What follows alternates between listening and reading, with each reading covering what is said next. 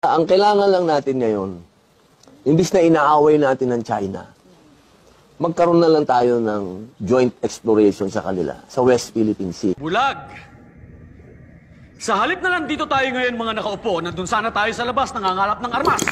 Humuhukay ng trintsera, tinuturuan ng ating mga kababayan para lumaban. Bakit hindi na lang, sabihin natin sa China, bakit hindi na lang tayo mag-usap para sa profit? Huwag muna natin pag-usapan ng teritoryo kasi hindi tayo magkakaintindihan dyan. Di ba? Pag-usapan natin yung kita. Magmuskito ka na dyan, bumutas ka na dyan, hindi naman natin kaya. Wala naman tayong kakayahan para bumutas. Walang puwang ang bulag sa gabinete na ito! Wala pa tayong kahit anong equipment dito para tayo ang bumutas. Ang China, sigurado, meron yan. E di saka tayo maghati.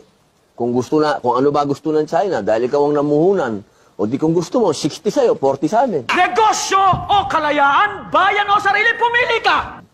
Basta pagkakitaan na natin siya. Huwag tayong masyadong maging matigas.